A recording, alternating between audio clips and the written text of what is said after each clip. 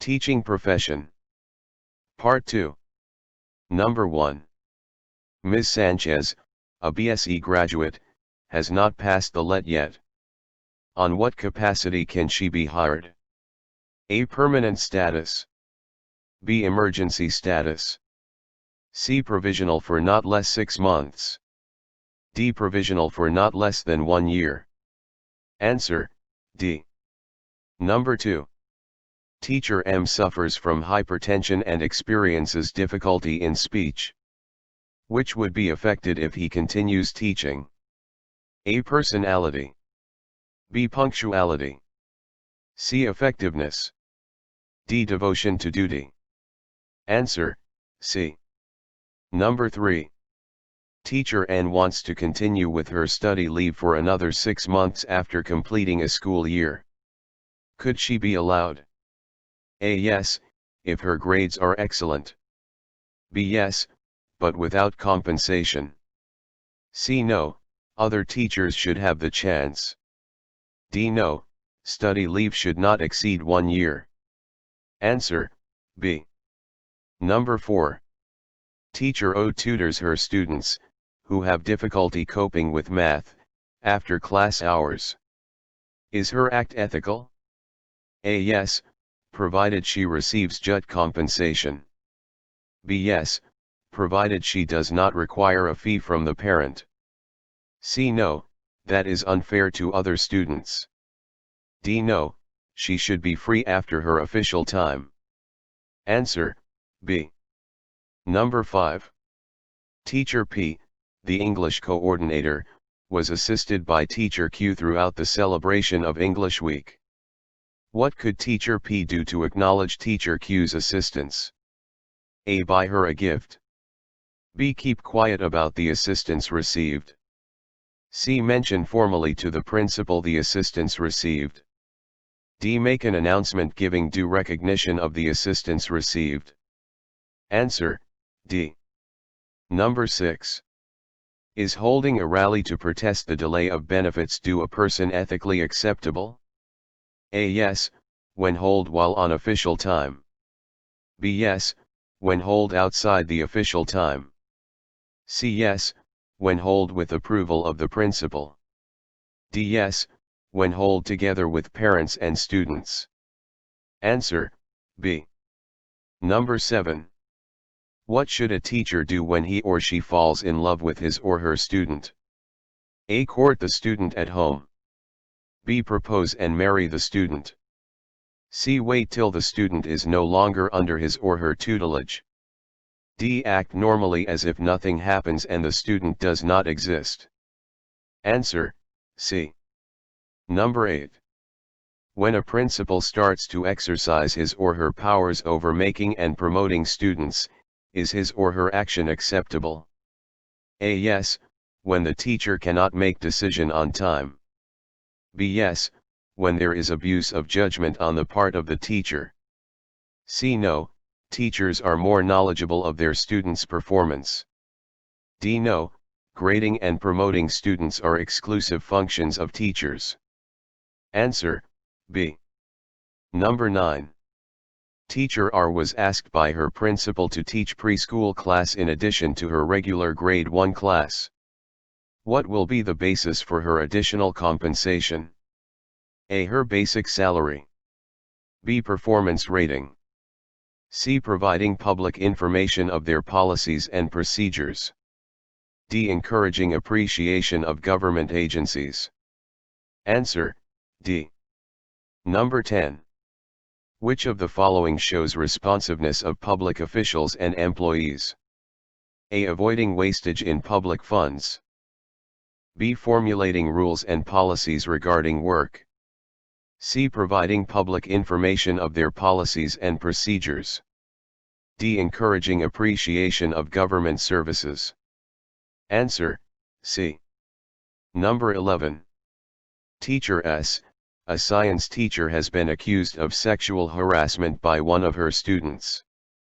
What should the school principal do? A. Ask the teacher to surrender to the police. B. Tell the teacher to stop reporting to school. C. Advise the teacher to transfer to other school. D. Create a committee to investigate the accusation. Answer, D. Number 12. Teacher T receives a love letter from one of her third-year high school students in English. What should Mr. Martin do? A. Read her letter to the class. B. Let the student express her feelings through letters. C. Return the letter to the student and tell her not to do it again. D. Surrender the letter to the parent of the student. Answer, C. Number 13. Mr. Nico, a social science teacher, is advocating reforms which the principal failed to recognize. What should the principal do? A. Subject Mr. Nico to a disciplinary measure. B. Just keep quiet about the behavior of Mr. Nico. C. Call Mr. Nico to the office and clarify things out with him. D. Send Mr. Nico a memo requiring him to explain his behavior. Answer, C. Number 14. Which of the following manifests commitment to democracy as explained in RA 6713? A. Maintaining the principle of accountability. B. Committing to democratic values and ways of life. C. Manifesting by deeds the supremacy of civilian authority over the military. D. All of the above. Answer, D. Number 15. Teacher U was ordered by her principal to come to school on 4 consecutive Saturdays for the training of students' editorial staff of their school paper. Is this allowed under RA 4670? A. Yes, provided the teacher is compensated. B. No, because it's not within the regular functions of the classroom teacher. C. Yes, because it's part of the teacher's other duties. D. No, because it's not clearly indicated in the law. Answer, C. Number 16. Dr. Velasco, a school's division superintendent, acted on the complaint filed by a group of parents against the alleged misconduct of a particular teacher. She issued a memorandum requiring her to take a leave of absence for a week while the complaint is being heard yet. Was the action of the superintendent legal? A. Yes, because she is the superintendent. B. No, because the complaint has not been heard yet. C. Yes, the superintendent has disciplinary authority over teachers. D. No, the superintendent has no disciplinary authority over teachers. Answer, C. Number 17. A school's academic coordinator has been found to have engaged in gambling, which has caused him to be absent most of the time. Can his certificate of registration as a teacher be revoked? A. No, unless he's proven guilty. B. No, because he's protected by his rights as a teacher. C. Yes, because he's incompetent. D. Yes, because habitual gambling is a dishonorable conduct and is against the practice of teaching. Answer, D. Number 18. Mr. Santos is a holder of a valid certificate of eligibility as a teacher issued by the Civil Service Commissioner and the then DECS, while Mr. Cruz is a registered professional. Who is allowed to practice the teaching profession in the Philippines? A. Mr. Santos, because of his CSC eligibility certificate. B. Mr. Cruz, because their credentials are both recognized by law. C. Both of them, because their credentials are both recognized by law. D. Neither of the two, because they did not take and pass the LET. Answer, C. Number 19. What is RA 6713 also called? A. Ethical Standards for Public Employees. B. Code of Ethical Standards for Government Officials and Employees. C. Code of Conduct and Ethical Standards for Public Officials and Employees. D. Code of Ethical Standards and Conduct of Government Officials and Employees. Answer, C. Number 20. Teacher V, a BEd graduate, is preparing for the LET. Which of the following should she focus her attention more? A. General education. B. Specialization. C. Professional education. D. General education and professional education. Answer, D. Number 21.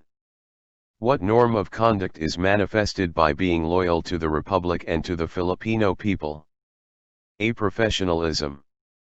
B. Nationalism and patriotism. C. Responsiveness to the public. D. Honesty. Answer, B. Number 22. Mr. Salazar, a school superintendent, filed his statement of assets and liabilities upon assuming to office. Under what ethical standard does this practice fall? A. Divestment. B. Prohibited acts and transactions. C. Statement of assets and liabilities.